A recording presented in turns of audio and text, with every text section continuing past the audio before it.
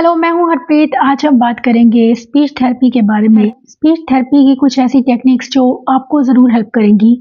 चाहे आपका बच्चा वर्बल है या नॉन वर्बल, ये टेक्निक्स डेफिनेटली आपको हेल्प करेंगी। स्पीच जो है ऑटिज़म में एक डिफरेंट तरह से हमें स्पीच थेरेपी देने की ज़रूरत है। एक ट्रेडिशनल थेरेपी जो हम बच्चों को वर्ड्स बुलवाने की कोशिश करते हैं या साउंड्स पर काम करते हैं, वो थेरेपी कई बार वर्क नहीं करती है क्योंकि बच्चों में अंडरस्टैंडिंग में प्रॉब्लम है। तो बहुत ज़रूरी है पहले उसकी अंडरस्टैंडिंग पर काम करना, यानी कि बच्चा समझ पाए कि मुझे क्या बोलना है, किस तरह से बोलना है। वर्ड्स को समझना ज़रूरी है उसे बोलने से पहले, इसीलिए पहले जब आप उससे बच्चे से बात कर रहे हैं तो मेक श्योर जब आप उससे बात कर रहे हैं तो आपकी जो स्पीच है वो इस तरह से होनी चाहिए, स्लो एक रहनी चाहिए कि बच्चा आपकी वर्ड्स को पकड़ पाए, समझ पाए कि आप क्या बोल रहे हैं। और अगर आप कोई इंस्ट्रक्शन दे रहे हैं तो उसे ब्रेक करके दीजिए। इंस्ट्रक्शन ब्रेक करने का मतलब है कि जब आप इंस्ट्रक्शन को ब्रेक करके देते हैं, चाहे आप 1 स्टेप भी दे रहे हैं, बच्चे को बोला है कि टच हेड, तो बच्चा इंस्ट्रक्शन को फॉलो नहीं कर रहा है तो आप उसे फॉलो करवाते हैं, टच हेड, इस तरह से बच्चे को पता चले कि इसे हेड बोलते हैं और ये इसका मतलब है कि टच करना। ये 2 चीजें हैं। अगर आप इंस्ट्रक्शन खाली लेते हैं तो आप पुट इन का इंस्ट्रक्शन ले सकते हैं, जैसे कि कोई चीज, कोई कंटेनर ब्लॉक आपने बाहर रखा है, बच्चे को बोलो पुट इन का मतलब है कि बच्चे को पता लग जाता है कि इसे बीच में डालना है, इसे पुट इन बोला जाता है। इसी तरह से अगर आप बच्चे को पॉइंट बोलते हैं, पॉइंट, कोई भी पिक्चर है, पॉइंट करवाइए, ये एक सिंपल इंस्ट्रक्शन है, बहुत सिंपल। और इसी से हमें स्टार्ट करना है अगर बच्चे की हम लैंग्वेज पर काम करते हैं। इससे बच्चों में रिसेप्टिव स्किल्स डेवलप होने शुरू होते हैं जो बच्चों को एक्सप्रेसिव में हेल्प करते हैं। सेकेंड चीज जो है, हमें जो बच्चे को ब्रेक करके हम कमांड बोल रहे हैं कि इधर आओ, कम हियर, सिट डाउन, हम इशारा कर रहे हैं चेयर की तरफ, इस तरह से, तो बच्चा समझ जाता है। इसमें हम बच्चों को जेस्चर्स के साथ जब हम बात करते हैं, जेस्चर्स को ऐड करते हैं तो उससे बच्चों के लिए चीजें काफी क्लियर हो जाती हैं। अगर कोई चीज हम विजुअल में बच्चे को बताते हैं, अगर हम कुछ बोल रहे हैं तो अगर इशारे के साथ बता रहे हैं कि उधर जाओ या वो देखो ग्लास है उसे लेकर आओ, तो बच्चा आपकी पॉइंटिंग को समझता है, ना सिर्फ बल्कि वो आपकी सेंटेंसेस को रिलेट करना शुरू कर देता है कि उसका क्या मतलब है। इसीलिए ज़रूरी है कि आप साथ में जेस्चर्स को या एक्सप्रेशन को ज़रूर ऐड कीजिए ताकि बच्चा चीज़ों का मतलब समझ पाए, क्योंकि understanding is very important for their expressive language.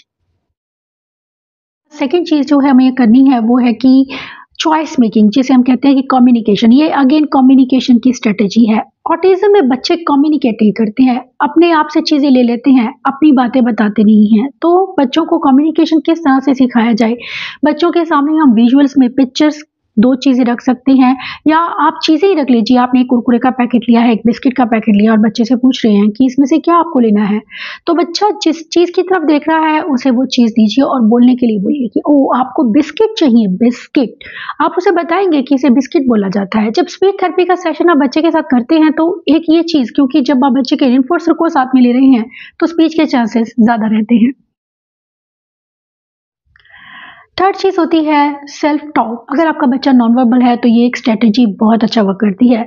Self talk से बच्चे आपको सुनते हैं, जिसे कहते हैं कि बोलने से पहले समझने की ज़रूरत होती है। अगेन आप उसके रिसेप्टिव पर काम कर रहे हैं।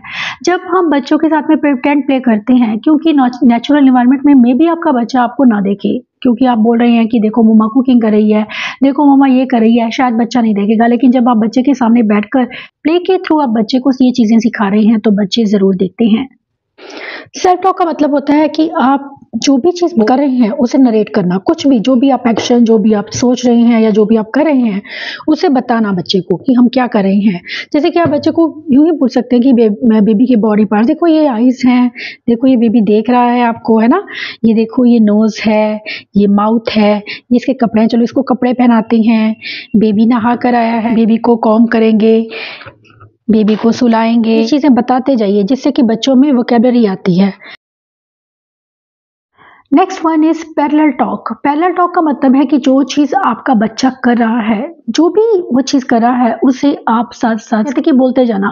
बच्चा जो भी कर रहा है आप उसके सामने 5-6 टॉयज रखिए, जो भी वो टॉय को उठा रहा है आपने ये उठाया, या अरे अब हम इससे खेलेंगे। बच्चे का नाम जब बोलकर आप रिलेट कर देते हैं उस एक्टिविटी को बोलकर, Gurjot is happy, Gurjot is running, Gurjot is sitting, ये चीज़ें बच्चों को अंडरस्टैंड करने में हेल्प करती हैं, जिसे हम वर्ब्स कहते हैं। वर्ब्स ही अगेन बच्चों की लैंग्वेज डेवलपमेंट के लिए बहुत ज़रूरी है। इसके साथ ही उसे उसके सामने बैठिए, जब वो चीज़ें जो भी वो काम कर रहा है, वो खेल रहा है, playing, oh you are playing, Gurjot is playing with this toy, और Gurjot is playing with the top, Gurjot is playing with the clay. तो जो भी चीज़ बच्चा आपका कर रहा है, उस एक चीज़ के साथ में आप बच्चे को बता रहे हैं, तो बच्चे को समझ आना शुरू हो जाता है कि इसे प्ले बोला जाता है जो मैं कर रहा हूँ। अगर बच्चा लिख रहा है तो गुरजोत इज राइटिंग, बच्चा रीड कर रहा है तो गुरजोत इज रीडिंग। पहले टा का मतलब है कि जो आप बच्चा आपका कर रहा है, आप उससे बोलते जाइए। ओ आपने रेड ब्लॉक उठाया है, अच्छा आपने ब्लू ब्लॉक उठा लिया, अब रेड ब्लॉक के ऊपर रख रहे हो, वेरी गुड। अच्छा क्या बना रहे हो? टावर, है ना, ये टावर बनेगा देखो आपका। अब कौन सा ब्लॉक इसके ऊपर लगाओगे आप कह सकते हो। तो बच्चा उठाकर कोई भी ब्लॉक, ओ ग्रीन ब्लॉक, आपने ग्रीन ब्लॉक लगाया। अब इसके ऊपर कौन सा लगेगा? तो बच्चा ऊपर का कॉन्सेप्ट समझ रहा है, तो आप उसकी अच्छा अब आपने येलो लगाया, हमने क्या बनाया, देखो ये क्या बन गया, ये टावर बन गया। अच्छा जब लगाएगा तो ओ टावर गिर गया। आप उस चीज को एक्सप्लेन कीजिए, जो भी हो रहा है बच्चा कर रहा है उस पर आप कमेंट कर रहे हैं, या उस चीज को आप एक्सप्लेन कर रहे हैं, बोलकर बता रहे हैं कि बच्चा क्या कर रहा है। These are very good strategies for non verbal children. ऐसे में बच्चे चीजों को अंडरस्टैंड करना शुरू करते हैं, उनमें लैंग्वेज डेवलपमेंट होनी शुरू होती है, जो कि स्पीच के लिए बहुत जरूरी है। Next one is imitation. Imitation, repetition, दोनों ही चीज़ों के बारे में बात करूंगी, क्योंकि इमिटेशन में हम बच्चे को जब स्पीच पर उसकी काम करते हैं, मान लीजिए आपका बच्चा बिल्कुल नहीं बोलता है, नॉन वर्बल है, तो हम बच्चे को वो चीज़ बोलकर उसके साउंड पर काम करेंगे, उसे उस चीज़ पर काम करेंगे कि बच्चा बोलना शुरू करे हमारे साथ। अगर आपका बच्चा gross motor, fine motor imitation कर लेता है, ऑब्जेक्ट इमिटेशन कर लेता है, तो नेक्स्ट जो हमारा होता है कि हम बच्चे के ओरल इमिटेशन पर काम करें। बच्चे को ओरली सिखाएंगे किस तरह से उसे साउंड को प्रोड्यूस करना है, या वर्ड्स को किस तरह से उसे बोलना है। जब आप बच्चे के साथ में बोलते हैं, मान लीजिए आपने बोला, आप जब हम खाली इस तरह से करवा रहे हैं, कुछ नहीं बोल रहे हैं, फर्स्ट टाइम में इमिटेशन में ऐसा होता है कि जब हम स्टार्टिंग करते हैं तो हम इस तरह से बोलते हैं, डू दिस। अब हमारी जो इंस्ट्रक्शन है वो चेंज हो जाएगी, क्लैप हैंड्स, इस तरह से बच्चा आपके पीछे भी बोलना शुरू कर सकते हैं। ये एक बड़ी चीज रहती है, क्योंकि बहुत से बच्चे ऐसे होते हैं जिन्हें ओरल मोटर को लेकर कोई इतने ज्यादा इश्यूज नहीं होते हैं, इसलिए बच्चे साथ बोलना शुरू कर देते हैं। मैंने देखा है बहुत से बच्चों की स्पीच इसी तरह आती है कि जब बच्चे के साथ में हम बोलना शुरू करते हैं, बोल के साथ में वो एक्टिविटी को उसके साथ में हम कर रहे हैं, तो बच्चे उसे जल्दी सीखते हैं। नेक्स्ट वन इज कि उसे ज़्यादा से ज़्यादा अपॉर्चुनिटीज़ दीजिए बोलने की। ये नहीं है कि हम बच्चे को चीज़ें बिना मांगे दे रहे हैं, या बच्चे को हम सामने बैठे हैं, कुछ ऐसी चीज़ें हम कर सकते हैं कि अगर कम्युनिकेशन की अपॉर्चुनिटीज़ हमें देनी है बच्चे को, तो हम कुछ ऐसी चीज़ें कर सकते हैं, जैसे कि आपने बच्चे को राइस दिए हैं, बच्चा राइस स्पून से खाता है खुद से, तो स्पून हमने अपने पास रखा है, उसकी तरफ देखिए कि अब बच्चा स्पून मांग रहा है, वो किस तरह से मांग रहा है आपसे। क्योंकि अगर हम खेलने वाले हैं तो बॉल आपके पास है, तो आप उसे बोल रहे हैं कि चलो प्ले करो। प्ले करने के लिए बच्चे को बॉल चाहिए, लेकिन बॉल आपके पास है, बच्चा किस तरह से आपसे वो चीज़ मांगेगा। यही चीज़ें बच्चों में कम्युनिकेशन को डेवलप करती हैं, और कम्युनिकेशन इज द की। जब बच्चे अपने आप से आपको कुछ कहना चाहते हैं, तब बच्चों में स्पीच आने के चांसेस बढ़ने लगते हैं। इसके साथ ही बहुत ज़रूरी है वेट करना।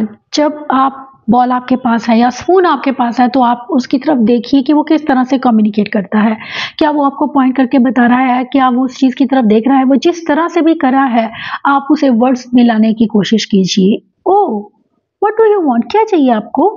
कुछ अनजान बन के हम इस तरह से बिहेव करेंगे जैसे हमें पता नहीं चल रहा है, क्योंकि मदर्स एंटीसिपेट कर लेती हैं बच्चों की नीड्स को, लेकिन उस टाइम पर अगर हम चाहते हैं कि हमारे बच्चों में स्पीच आए, तो हम एंटीसिपेट नहीं करेंगे, कोशिश करेंगे, प्रिटेंड करेंगे कि हमें कुछ नहीं पता चल रहा है, बताओ तुम्हें क्या चाहिए। आप कुछ और दीजिए, उसको दिखाइए ये चाहिए ये चाहिए। इससे आप बच्चों में कम्युनिकेशन ला रहे हैं।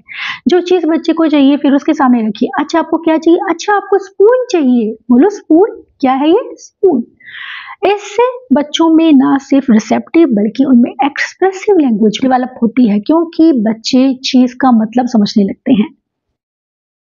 नेक्स्ट वन इज विजुअल्स को यूज करना। मैक्सिमम विजुअल्स को ऐड करते जाइए, क्योंकि जब आप विजुअल्स को ऐड करते हैं तो उससे बच्चे देखकर अपनी चीजें आपको बताना शुरू करते हैं। विजुअल से बच्चों की अंडरस्टैंडिंग आनी शुरू होती है, क्योंकि अगर आप वैसे ही बोल रहे हैं, मत सोचिए कि बच्चा वर्बल है तो वो हर चीज के बारे में जानता है। वर्बल होने में और चीजों को अंडरस्टैंड करने में फर्क होता है। इसी वजह से बच्चों में वर्बल स्ट्रीमिंग आती है, क्योंकि बच्चे चीजों को समझते ही नहीं, उनका मतलब नहीं समझते हैं। हमें वो मतलब ही उन्हें समझाना है कि कोई चीज जो है, उस कोई वर्ड है, अगर किसी चीज के साथ में जा रहा है तो वो रिलेट कर रहा है उससे। जैसे कि कप का पिक्चर हमने दिखाया है और बोला है कप, तो बच्चे को पता चल जाता है कि इसे कब बोला जाता है।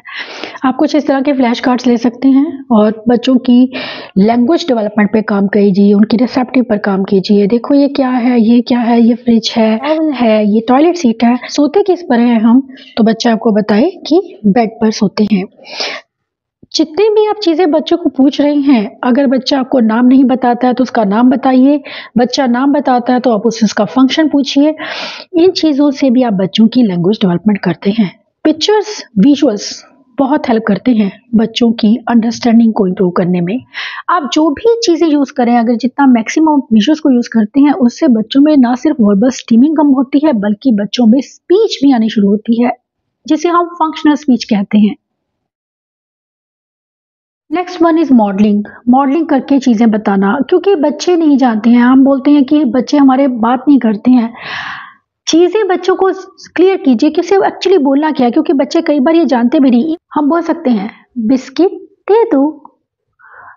अगर बच्चे को आपने मॉडलिंग करके ये चीज़ बताई है तो बच्चा समझ जाता है मुझे ये चीज़ बोलनी है। बच्चे आपके पीछे बोल देते हैं। अगर बच्चे में वर्बल स्ट्रीमिंग के इश्यूज हैं तो लेस वर्बल होने की कोशिश कीजिए और टू द पॉइंट बात कीजिए उसके साथ में, बिस्किट दे दो। अगर बच्चा आपका नॉन वर्बल है तो हमारी स्ट्रेटेजी थोड़ी डिफरेंट हो जाती है। हम बच्चे से ज़्यादा बात कर सकते हैं। बच्चे के साथ में पैरेलल टॉक और सेल्फ टॉक की स्ट्रेटेजीज बहुत हेल्प करती हैं अगर आपका बच्चा नॉन वर्बल है। प्रिटेंड प्ले के लिए आप बच्चों के साथ में अलग अलग टॉयज को भी यूज कर सकते हैं। उन्हें कुछ इस तरह से स्टोरी बनाना, उसमें कैरेक्टर्स बताना। देखो पापा पिग है, ये मामा पिग है हमारी स्टोरी में, और ये बेबी पिग है। देखो ये सारे पार्क में घूमने के लिए गए, है ना। ये मम्मी पापा के साथ जा रहा है। फिर ये क्या हुआ, ये खेल रहा है और ये गिर गया, वो बेबी को चोट लग गई। मामा पिग ने उसे देखा, उसे उठाया, है ना, उसे प्यार किया। ये स्टोरीज जो हैं ये भी बच्चों में सोशल इमोशनल डेवलपमेंट के लिए ज़रूरी हैं और टीचर लैंग्वेज को भी डेवलप करती हैं। अगर आपका बच्चा बोलने लगता है तो स्पीच एक्सपेंशन पर काम करना बहुत ज़रूरी है, क्योंकि बच्चों की स्पीच को एक्सपेंड करना ज़रूरी है ताकि बच्चे सेंटेंसेस में बात करना शुरू करें, क्योंकि बच्चे अक्सर वर्ड्स पे रह जाते हैं। ऐसे में आप स्टोरीज के साथ बच्चों की स्पीच एक्सपेंशन पर काम कर सकते हैं। पिक्चर्स को दिखाना बच्चे को और पूछना पिक्चर के बारे में कि इसमें देखो क्या हो रहा है। देखो दोनों बच्चे बॉक्स में से कुछ निकाल रहे हैं ना, ये खाना निकाल रहे हैं अपना। फिर देखो ये खेलने चले गए, इन्होंने अपना खाना निकाला और ये खेलने चले गए, है ना। उसके बाद ये क्या हुआ, देखो ये बर्ड इनका खाना ले गया। ये जो चीजें हैं ये एक स्टोरी क्रिएट कर रहे हैं आप बच्चे को बताकर। इससे भी बच्चों का कॉन्सेंट्रेशन तो इम्प्रूव होता ही है, साथ ही बच्चों में आप स्पीच लैंग्वेज स्किल्स को डेवलप करते हैं। Last but not the least, बच्चों को ओरल मोटर एक्सरसाइजेस करवाना, क्योंकि बहुत से बच्चे ऐसे होते हैं जिन्हें ओरल मोटर के इश्यूज होते हैं, जिस वजह से बच्चे बोलते नहीं हैं।